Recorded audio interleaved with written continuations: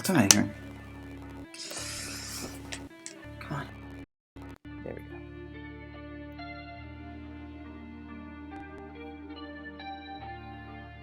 This phantom phone ringing in my head.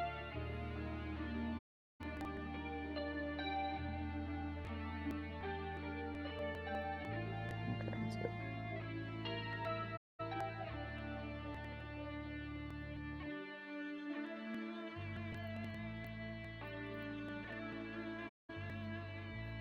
Sorry.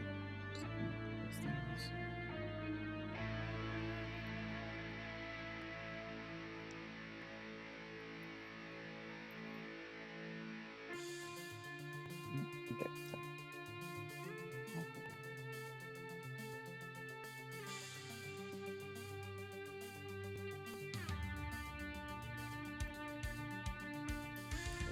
Crispin Glover approximation.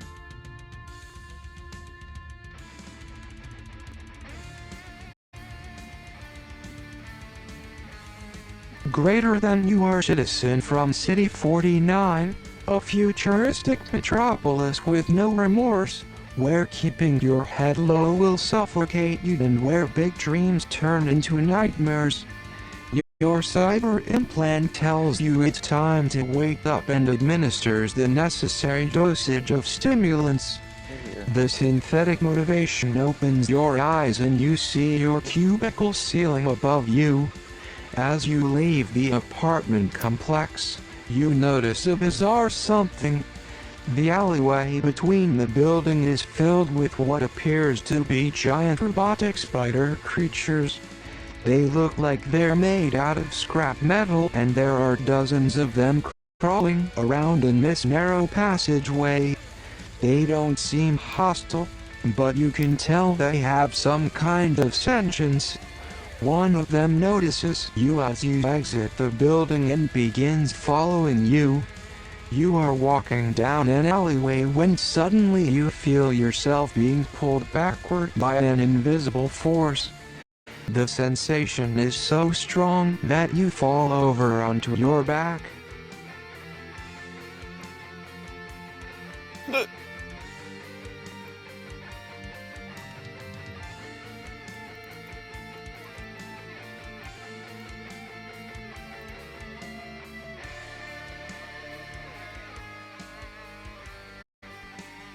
Greater than you call 311 and report the infestation.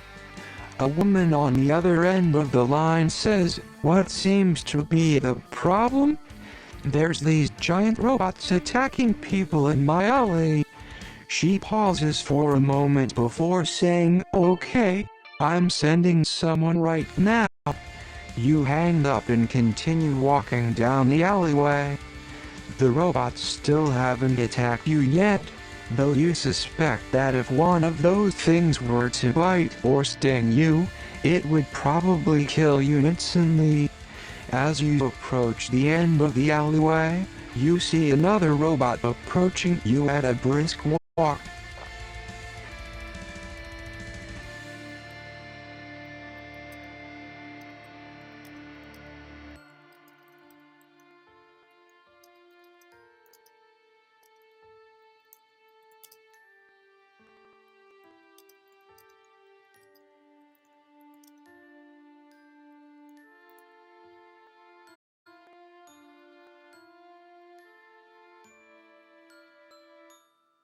Greater than you pay Robo no mind and head to the bodega to get a replacement bowl for your broken bung.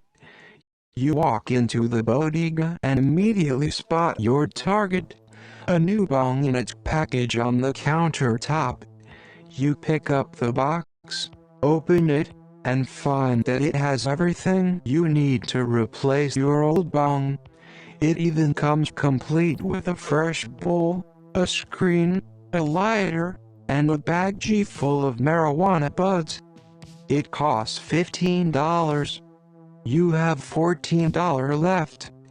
You buy the bong and return home. You light up the bong and take a hit.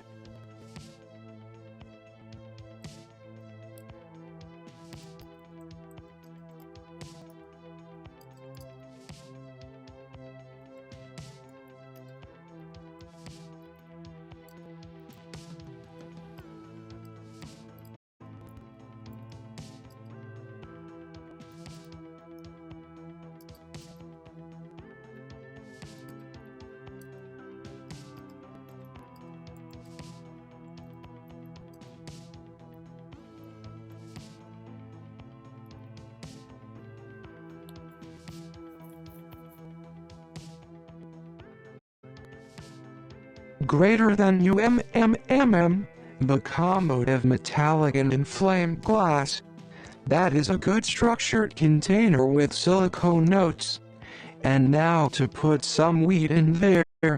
You fill the new bong with weed, then take a long drag from it. A warm rush of relief washes through your body as you exhale. You smile to yourself as you finish your smoke. As you finish your smoke, you notice the doorbell chime again. You look at your watch and realize that it's already 5 p.m.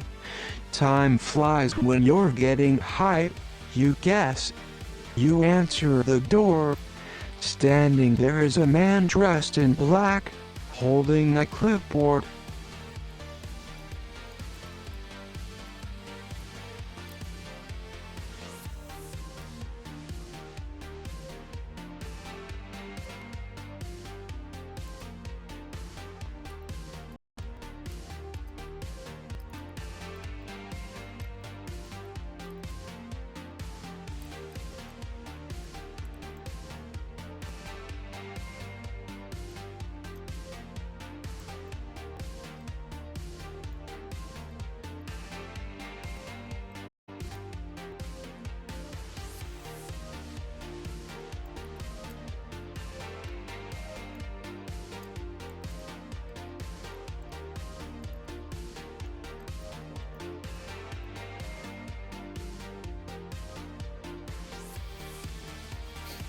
Greater than you offer him some of your bong, saying, "Oh, excuse you, you need to put some water in this." You was testing its various extreme structural capabilities, but now we can smoke like regular. He looks at the bong, then at you, and finally he sighs and shakes his head. He points towards the bong. "I just need to see your ID," he says. You reach into your pocket and pull out your driver's license. The man takes it and studies it for a few seconds. Then he hands it back. "That'll be $50 for the inspection," he says. "For the inspection? What does that mean?" you ask.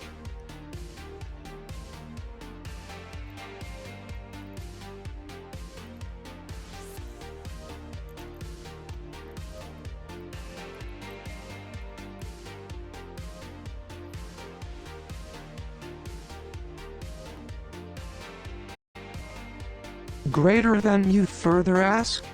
"Do you need to clean out or something?" "No, nothing like that," he replies. "We just need to make sure the bong isn't stolen, damaged, or contaminated. Otherwise we won't be able to sell it to you." "How do you know it wasn't stolen or anything?" "Just trust me. Now please follow me inside." He leads you into the storeroom behind the shop, which contains all manner of electronic equipment. There's a row of computers lined up along one wall, each one displaying different information about the status of various pieces of equipment in the store.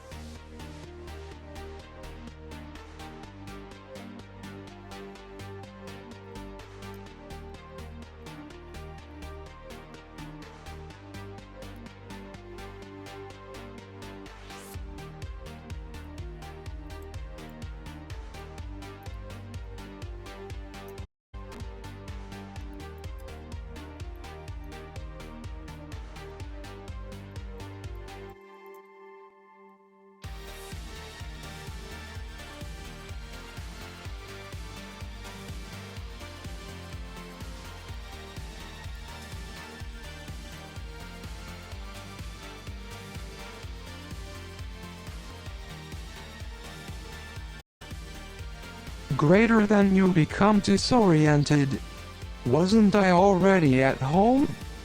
Did the weed possess a spray of U700 or Shirazadi?" "Yes, you're definitely still at home. Your apartment is the same place you remember it being. You're not going to believe this, Suddenly you hear a loud crash from somewhere upstairs.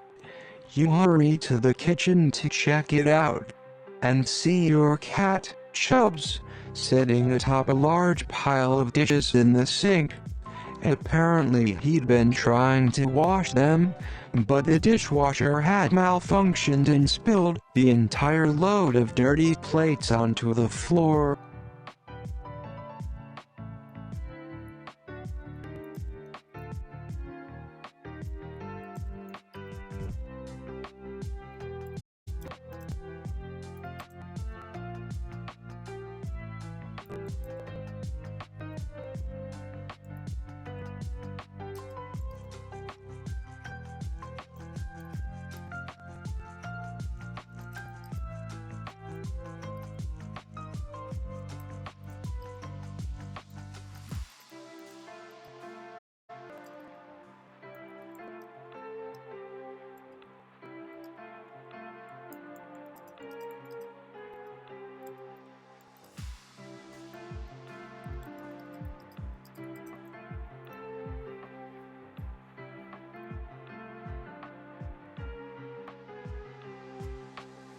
Greater than you hand Chubbs the number of the Maytag repairman, and tell him he's the bottom liner of the project, and that you have to attend to a bung inspector and that you will report back at the end of day.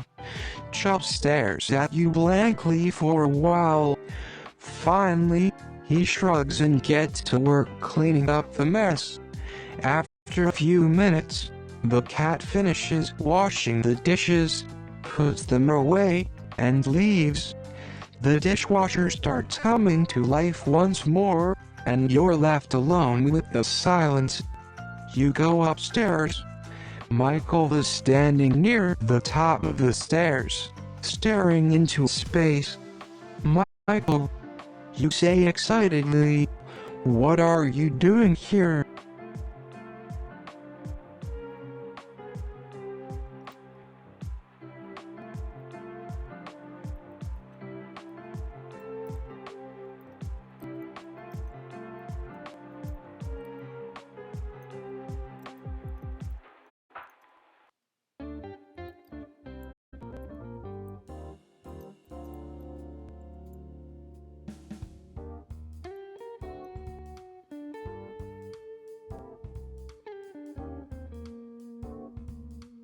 Here I must put on my exposition hat and whisper the significance of this moment. In a few short weeks, Michael will be leaving for college. This is his last chance to spend time together before he goes. "Nothing much, Mike," Michael responds, turning to face you. "Just thinking about what you told me yesterday." You nod and continue down the hallway. "I've decided to come back to school after all," you say, pausing outside of the guest bedroom. "And I'm really glad I did. Because you're right."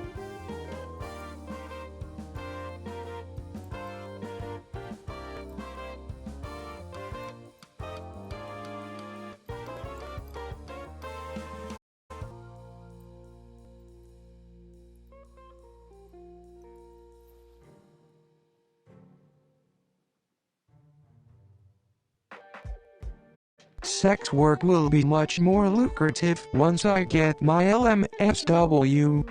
"Yeah, I figured you'd change your mind. You're smart enough to realize that you're better off in the real world than in a classroom." "Thanks, Mike. You're always so supportive of my career choice." "Hey, I'm just telling the truth. You're the one who's making money, so you should be proud of yourself. I know you're happy." "Well, maybe not so much right this second. I've got this bung inspector guy coming to the house today."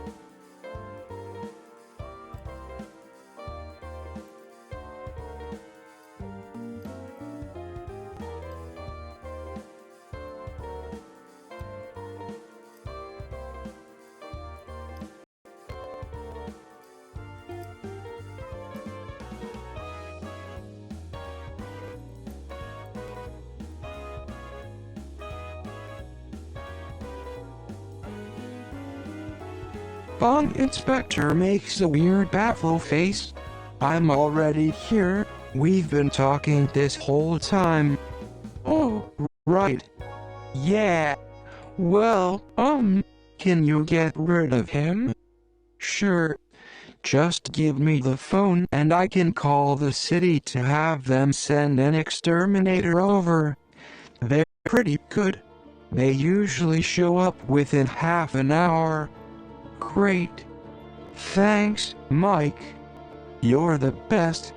You walk back into the living room and pick up the phone. Hello? Says Bong Inspector. Hi, this is Citizen.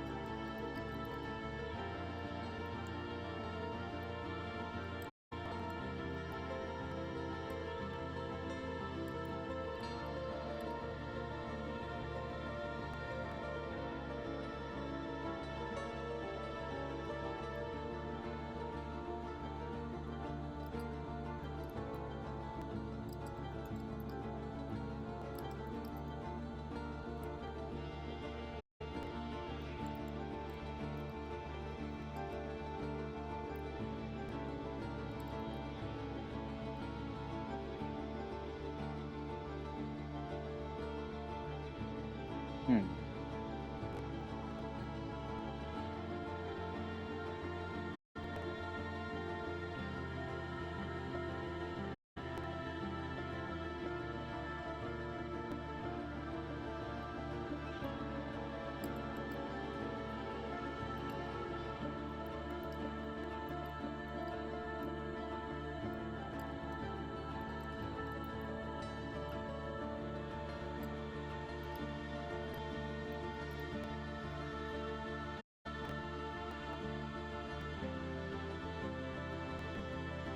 It would be best if you wrap it up, because I'm about to call the exterminator and I fear his chemicals might be especially geared to those who need it, get it, and then figure out they post-died. I don't want you to post-die. I want us to post-mate at some point. So you can stop now. Goodbye. Bye. The bong inspector hangs up. Michael walks back in the room. Sorry about that, you say. He's an asshole. But hey, at least you did have to pay for the bong inspection. You look back to the bong. It's empty. All set? You ask. Yeah, you're gonna love this bong. It's the best bong I ever smoked.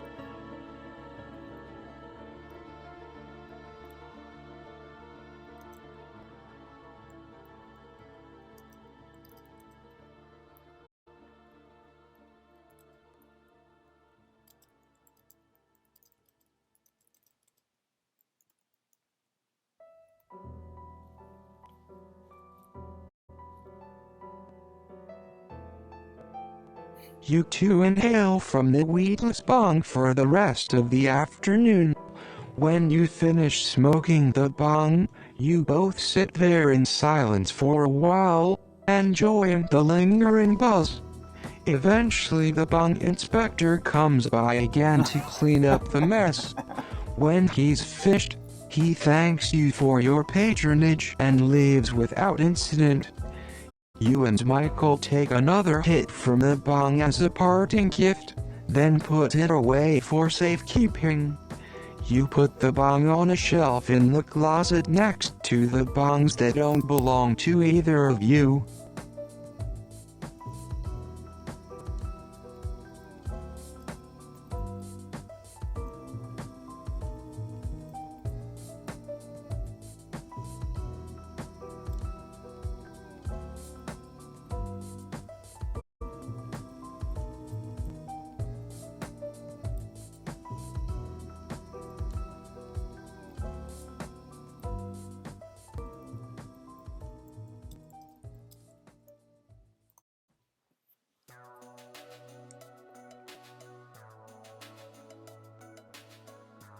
The ones who have yet to be processed and repurposed in Queens.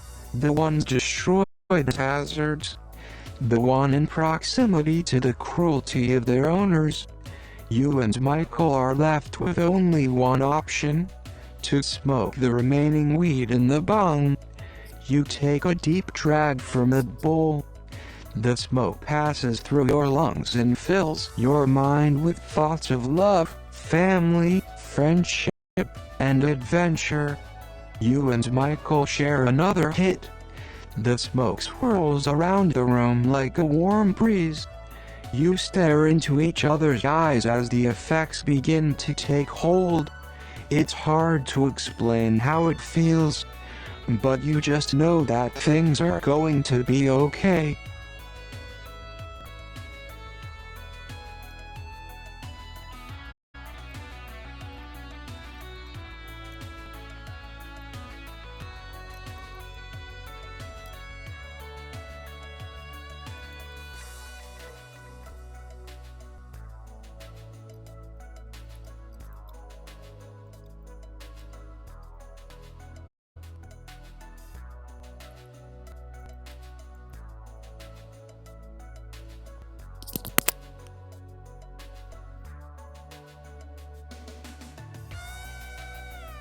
Until Michael starts to need to vomit, and does, and runs to take a warm shower, which is the only thing that settles the nausea.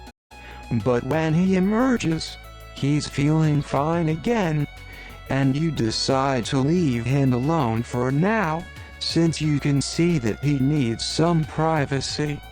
After a long night of sleeping on the couch, you wake up on Saturday morning to find that it has snowed overnight. A soft white blanket has covered everything. The streets are quiet. No one is walking on them. Snow has piled up on the lawns and sidewalks, creating small mounds that look almost like mountains.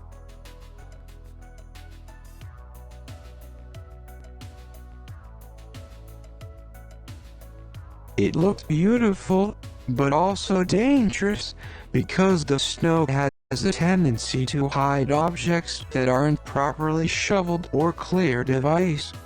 Michael is still asleep in bed when you emerge from your apartment. As soon as he sees you, he sits up on his side of the bed. "You're up early," he says. "What's wrong? Do you need something?" You smile at him and say, "No, nothing's wrong. I was just looking out the window at the snow."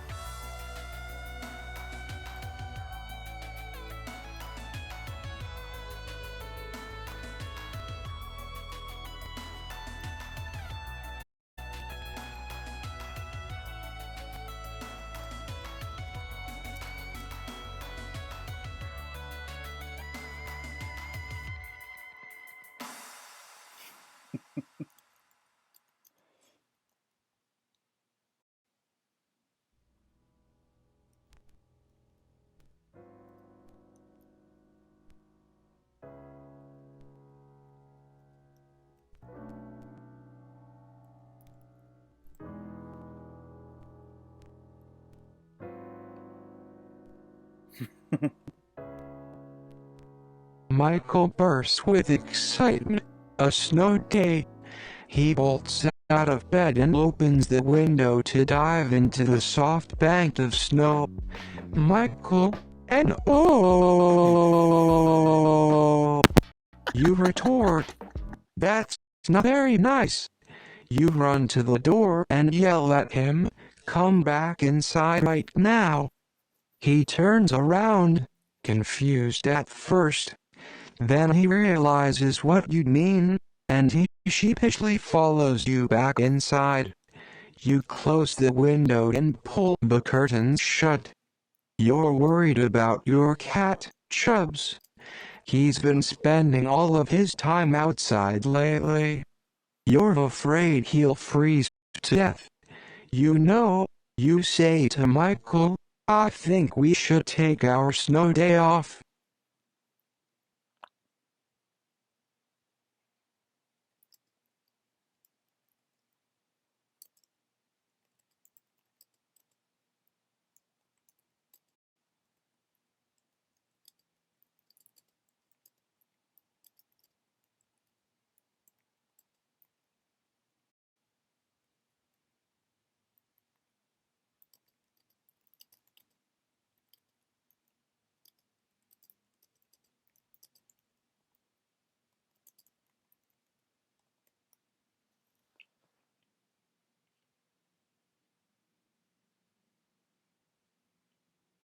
You run a simulated version of your property.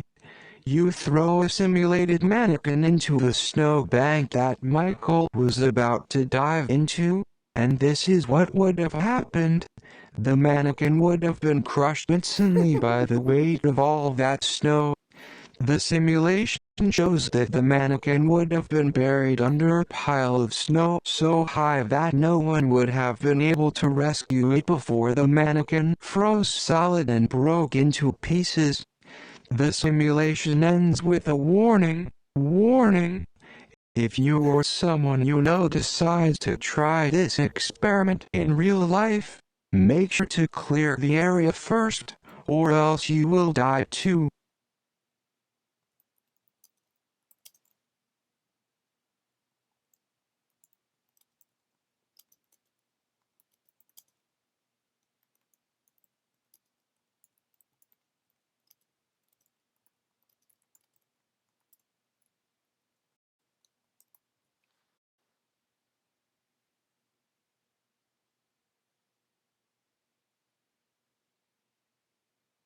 You perform the simulation again, as per the warning's instructions. And here's what happens. This simulation starts out the same way as the previous one, but you use the clear all command to remove all the snow in the vicinity of the simulated mannequin. This prevents the pile of snow from getting so large that it would be impossible to dig out. Here's what happens. With all the snow removed, you have more space for the simulated mannequin to stand upright.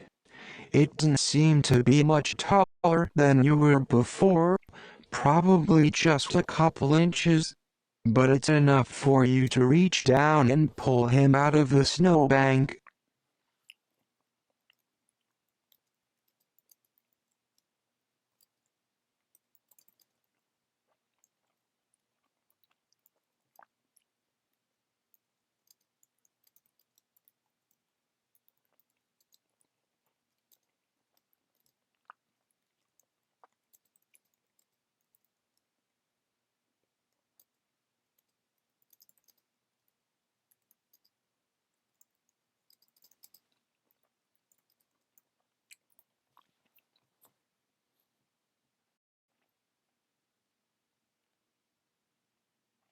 Michael has an idea. Ask the simulation where the simulated Chubbs is. Perhaps he is there in that real-world version of the spot. So you do. Hello? Simulated Chubbs here. What's up, Chubbs? I've been calling you all morning. Where have you been? Oh, I've been hanging out outside, trying to catch birds. They taste so good. Why didn't you answer my calls? I didn't want to bother you. But I'm sorry I bothered you. I'm going to go outside and look for you now.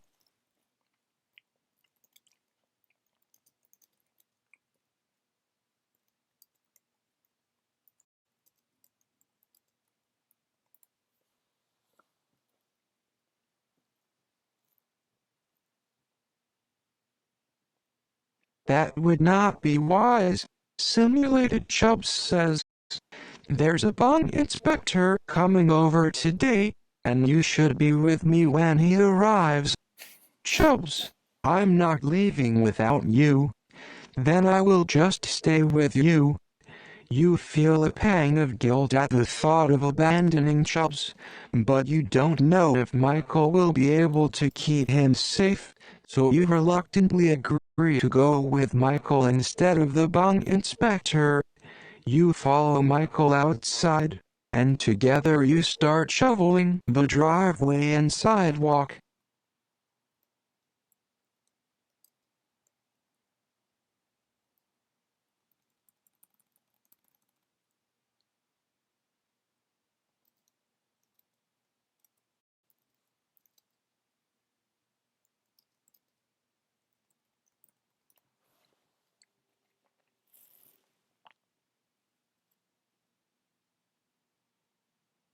Chubbs, CHUBBS, you say with each arc of shoveling.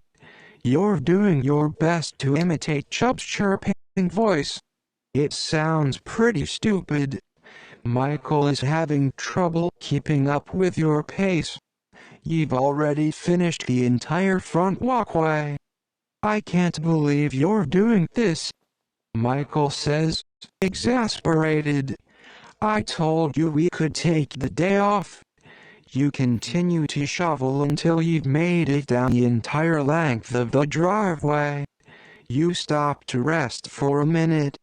Your back is starting to ache from all this manual labor.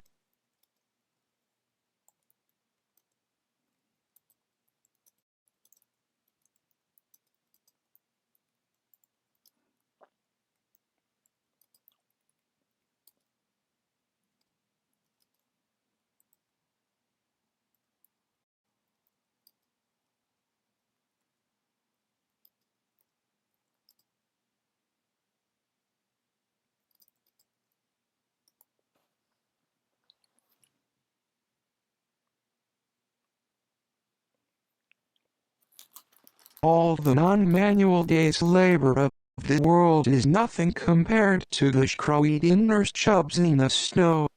You're not even tired yet, though. You can't wait to get back to work, and you're determined to finish the job as quickly as possible. Michael continues to complain about how much work this is, while you continue to ignore him. You're so focused on working that you don't notice anything unusual happening around you for a long time, until you hear a strange sound, and look to your left to see a red and white police siren flashing its lights.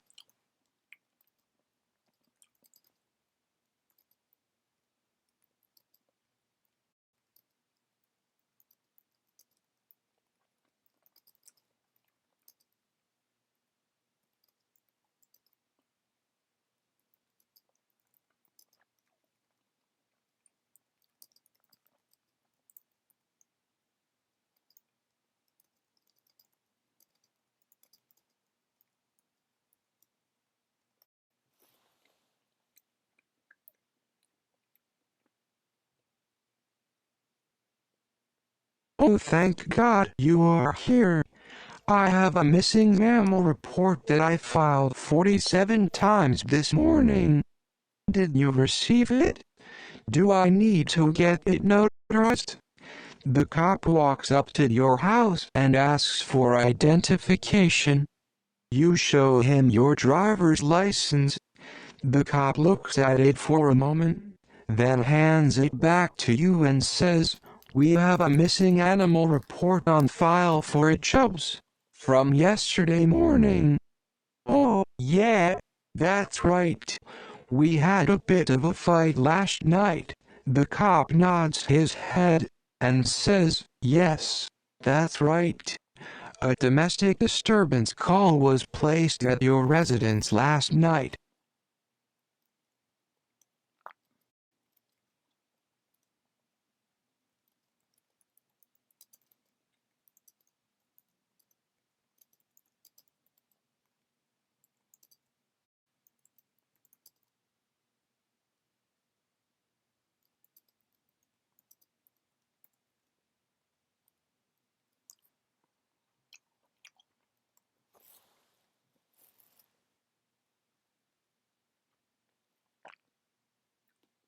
Hmm, you say?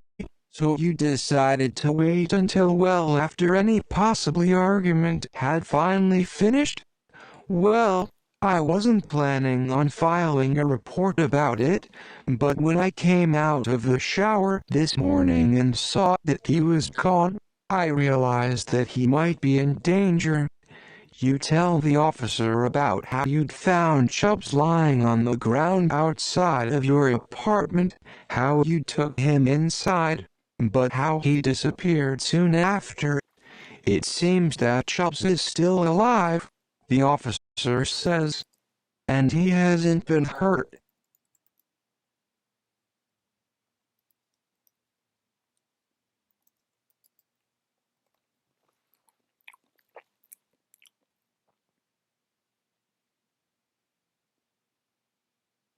"You have evidence, officer?" You say, "You hope there's a reward for bringing in a lost bung inspector." "No," the officer replies, "but there's something else." He reaches into his pocket and pulls out a bag of marijuana. The pot is all rolled up into little squares. There must be at least 100 pieces inside. "What the hell is this?" you ask. The officer explains, "These are all the joints that your boyfriend smoked during the course of the domestic disturbance call." You gasp. Then you realize that the bung inspector is here.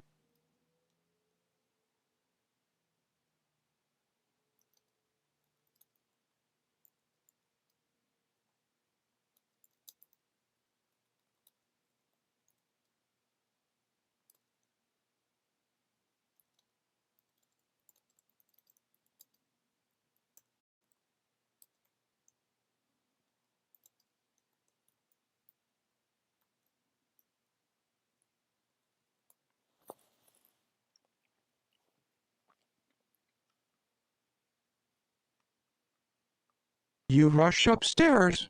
The cops follow. You go back into your bedroom and, oh Jesus, there's the bung inspector. He's standing next to Michael's bed, staring down at the bedspread like he's looking for some clue. Michael is sitting next to you, holding the bung in his hand. You know you shouldn't let him hold that thing, but you just can't help yourself. You grab hold of Michael's arm as well, and you yank them both away from the bung. Michael screams as the bong falls out of his hand and onto the floor with a clatter.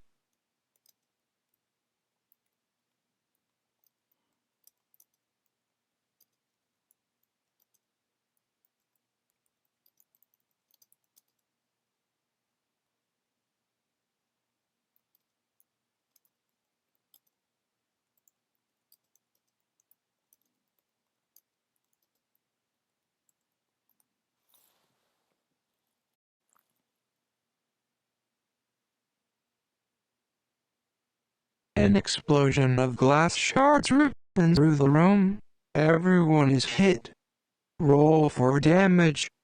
You roll to see what kind of damage you received. You are hit by several broken shards of glass. The glass cuts open your cheek and lip, and you feel blood running down your face. The pain makes your eyes water and your nose run. You are hit by several broken shards of glass. The glass cuts open your cheek and lip, and you feel blood running down your face. The pain makes your eyes water and your nose run. You are hit by several broken shards of glass.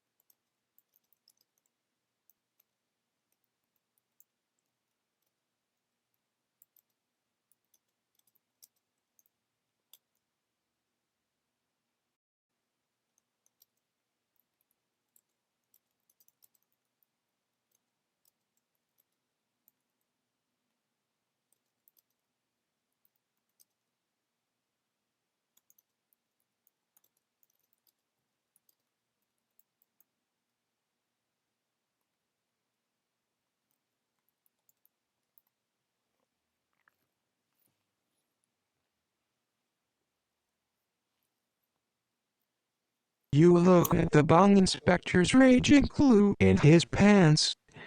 You take one of the shards in your cheek and throw it deftly at the bung inspector. The shard hits him square in the groin. His legs give out underneath him and he falls backwards, landing flat on his ass with a thud. You jump up and rush towards him, grabbing him by the collar. You pull him close to you and say, Why did you do that? Why did you attack me? He grabs you in a bear hug and squeezes hard. You scream and try to push him away, but it doesn't do much good.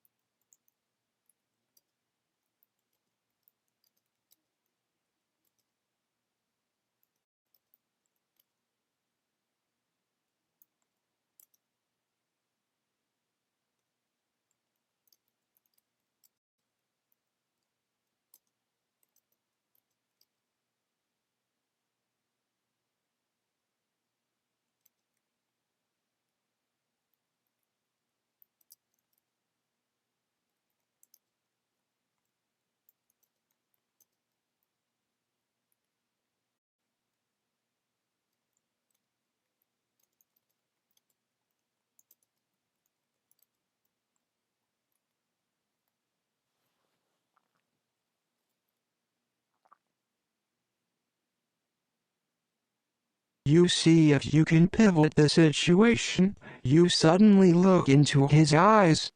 The time stops. Looking into his eyes, you see if the bunk inspector will respond well to your slowly oncoming lips. Bunk inspector! Michael shouts. I'm calling the police. He takes out his cell phone and dials 911. Chubbs! Chubbs! Chubbs! Chubbs! You shout. I'm sorry, he says. I'm really sorry. He releases his grip on you, and you fall back down on the ground. You sit there for a few moments, stunned. Then you start to laugh. Chubbs!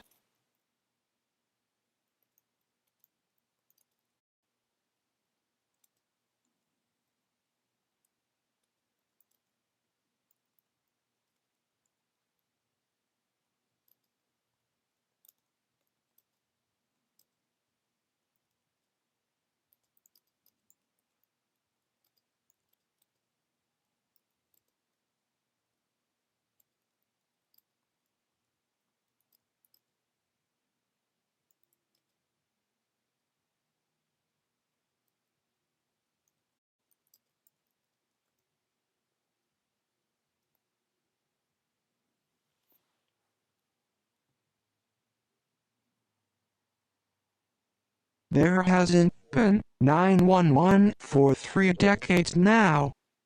It's now 933 in a reference to a mental wellness soda parlor and inhaling station. But why? What has changed? What has happened? Your heart is racing with excitement. It's almost like you can feel a warm breeze blowing over the surface of your skin, caressing every inch of your body. But why? What has happened? You're in a strange place. It feels familiar somehow, but it also feels very different from everything else in this world. You stand up. You walk around for a while, exploring the area, trying to figure out where you are. Finally you stop and kneel down, resting your chin against your palm. You're so excited, but it doesn't seem real yet, so it doesn't make sense to think about it too much yet. Chubbs, you whisper. Can you hear me? Can you hear me? Chubbs. Michael says. You turn around to see him coming toward you, carrying Chubbs. Michael lays Chubbs gently down at your feet. Chubbs is unconscious, but he doesn't appear to be injured or in any pain.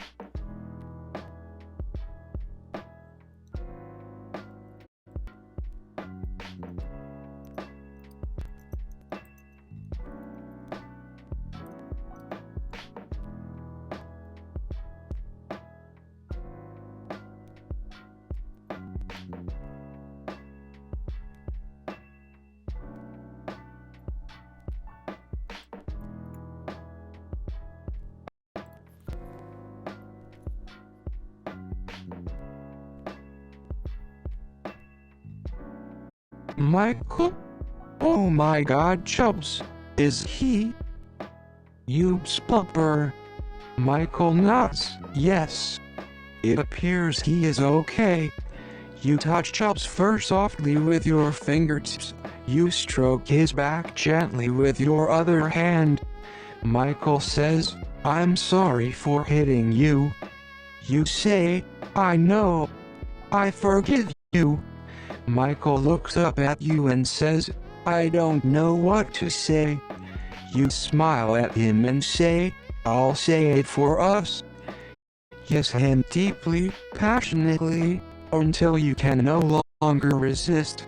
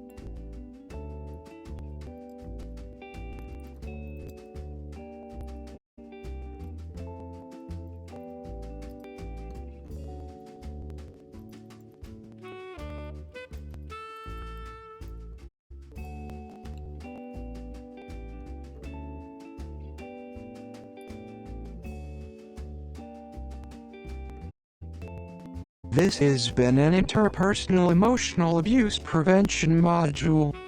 Did you find it informative? Please fill out the questions below to receive your certificate.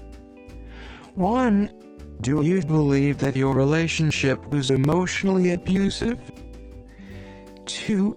How would you rate this program on a scale of 1-10? 1 being not at all helpful and 10 being completely awesome. 3. Would you recommend this program to a friend? 4.